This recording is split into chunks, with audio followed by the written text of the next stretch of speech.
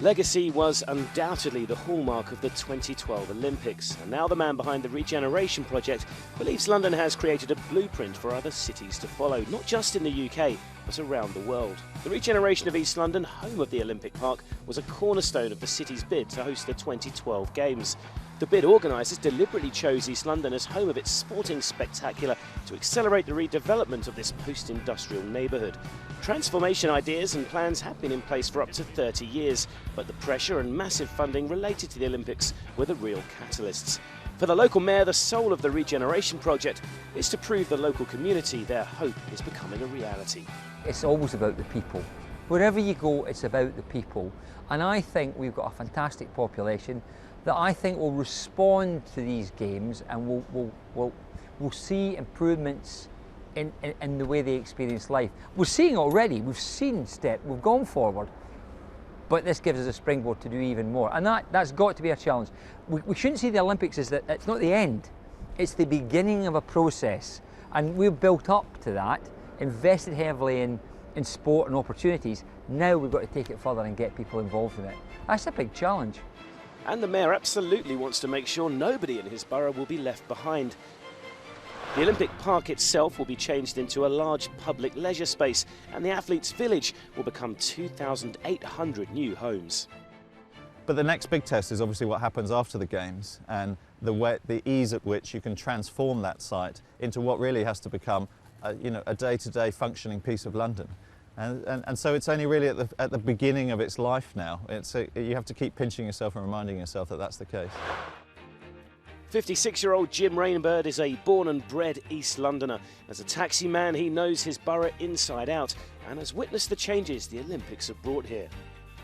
There was some refurbishment going on prior to the Olympics, but the majority of it's taken place since we actually got the Games about 7 or 8 years ago. The area is unrecognisable. You just can't believe what it was like before. I just hope it carries on. I mean, the feel-good factor in London, and probably in the UK in general, has just been unbelievable. East London, part of London's borough of Newham, was transformed from an agrarian village into an industrial suburb in the 19th century. Its population grew fast. As heavy industry declined, the area started to degenerate. The 2012 Games already brought an investment of up to $12 billion into the area, a combination of public and private funding. In the coming years, the borough will see 5 new neighbourhoods with schools, health facilities and an additional 8,000 new homes. And the borough also now has a modern transport hub in Stratford City.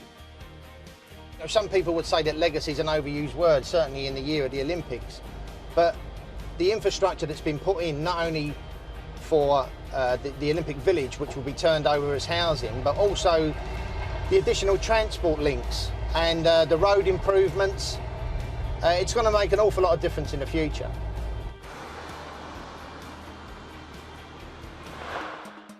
East London also has a network of canals, dirty and unused for many years. They've been cleaned up and created a buzz along the banks.